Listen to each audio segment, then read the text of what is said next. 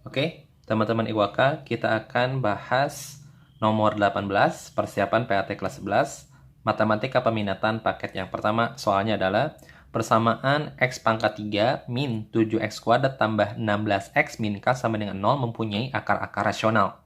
Jika dua akarnya bernilai sama, maka nilai K yang bulat itu berapa?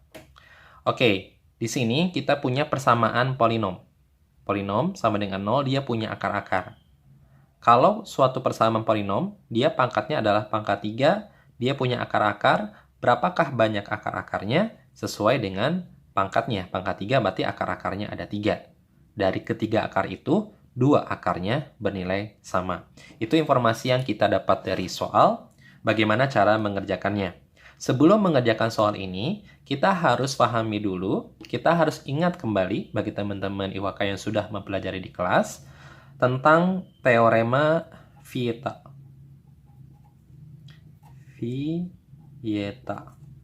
Teorema ini isinya seperti apa? Salah satunya adalah kalau teman-teman punya suatu persamaan polinom, dalam kasus ini pangkat 3, AX pangkat 3 tambah BX kuadrat tambah CX tambah D sama dengan 0, akar-akarnya berarti ada 3, X1, X2, dan X3, maka kita punya 3 rumus. Rumus yang pertama adalah X1 tambah X2 tambah X3. Jumlah satu akar satu akar. Rumus yang kedua adalah menjumlahkan satu pasang satu pasang. X1 kali X2 dijumlahkan, X1 dengan X3 dijumlahkan dengan X2 dan X3. Rumus yang ketiga berarti kalikan langsung tiga-tiganya. X1 kali X2 kalikan X3. Rumus yang pertama, kedua, dan ketiga ini apa? Oke, yang pertama adalah min B per A. Yang kedua adalah C per A. Dan yang berikutnya adalah min D per A. Oke, kalau teman-teman lihat semuanya per A. Lalu hurufnya lanjut B, C, D. Dan tandanya berganti-ganti ya. Min, plus, dan min. Oke, sekarang coba kita aplikasikan teorema Vieta ini ke soal yang ini. Kita tahu bahwa ada dua akar yang bernilai sama. Ya entah itu X1, X2, sama X3 itu yang mana, bebas-bebas saja. Misalkan X1 dan X2 yang sama. Jadi kalau X1 misalkan akarnya adalah P, maka X2 adalah P juga. Sedangkan akar yang ketiga, ya kita nggak tahu apakah dia sama dengan ini atau beda, ya kita asumsikan saja berbeda. Misalkan Ki. Boleh nggak Pak menggunakan huruf yang lain? Boleh. Ya, ini hanya pemisalan aja ya. Boleh menggunakan huruf yang lain, yang penting ada dua akar di antaranya yang bernilai sama. Sekarang kita punya 3 rumus ini. Kita pakai rumus yang pertama, X1 tambah X2 tambah X3 sama dengan min B per A. Berarti berapa min B per A dari sini? Yaitu 7. Lalu rumus yang kedua, X1 kali X2 ditambah X1 kali X3 tambah X2 kali X3 sama dengan C per A. Berarti 16 per 1. 16. Dan yang terakhir adalah X1 kali X2 kali X3 sama dengan min D per A. Min D, min K, min ketemu min K, berarti plus K per 1 adalah K. Yang ditanya adalah K, berarti yang ditanya adalah K ini, berarti kita harus mencari tahu nilai dari X1, X2, dan X3-nya. Oke, sekarang kita tinggal masukkan saja X1, X2, X3 yang tadi kita misalkan. Kita masukkan ya.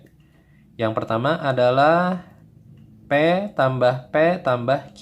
Berarti menjadi 2P tambah Q. Sama dengan 7. Yang ini adalah P kali P. P kuadrat tambah X1 kali X3, P kali Q. PQ, X2 kali X3 juga, PQ juga ya. PQ tambah PQ. 2 PQ. Itu sama dengan 16. Kalau yang ini berarti P kali P kali Q. P kuadrat Q ya. Itu sama dengan K. Oke, sekarang di sini kita punya 3 persamaan. Berarti tidak akan jauh mencari nilai-nilai dari P dan Q-nya dengan menggunakan metode eliminasi atau substitusi. Oke, kalau eliminasi sepertinya akan terasa lebih susah karena variabelnya di sini ada P kali Q, di sini Q, P kuadrat di sini nggak ada, berarti kemungkinan susah pakai eliminasi, maka kita pakai substitusi. Bagaimana metode substitusi? Kita konversi salah satu persamaan yang relatif mudah menjadi bentuk P sama dengan atau Q sama dengan. Oke, misalkan yang ini kita jadikan Q sama dengan. Q sama dengan 7 min 2P. Teman-teman boleh juga bikin jadi P sama dengan, silakan teman-teman ya. Sekarang si nilai Q ini kita substitusi ke persamaan yang kedua ini. Q-nya diganti oleh 7 min 2P. Sehingga menjadi P kuadrat ditambah 2P dikalikan Q-nya adalah 7 min 2P sama dengan 16. P kuadrat tambah 2P kali ke dalam, 2P kali 7, 14P, 2P kali min 2P, min 4P kuadrat sama dengan 16. P kuadrat kurangi 4P kuadrat, min 3P kuadrat, tambah 14P sama dengan 16. Kita pindahkan ke sebelah kanan supaya koefisien P kuadratnya positif. Ini jadi plus 3P kuadrat. Ini menjadi min 14P, yang itu tetap di situ, plus 16. Berarti langkah berikutnya adalah untuk mencari P-nya, kita pakai pemfaktoran. Oke, bagaimana cara memfaktorkan persamaan seperti ini? Angka yang depan dikalikan ke belakang ya.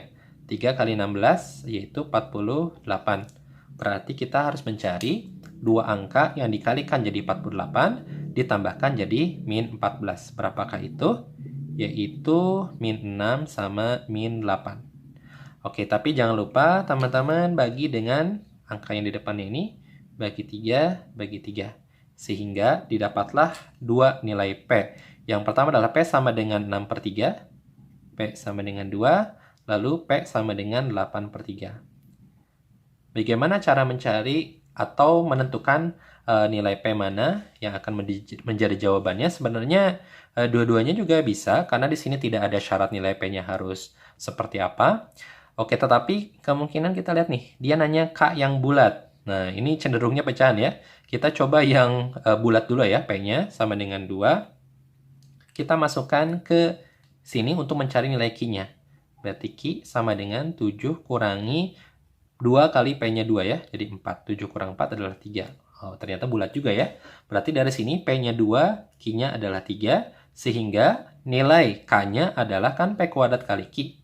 Berarti K sama dengan P kuadrat kali Q. P-nya adalah 2, 2 dikuadratkan 4, kali Q, Q-nya adalah 3, berarti nilainya adalah 12. Berarti jawabannya adalah 12.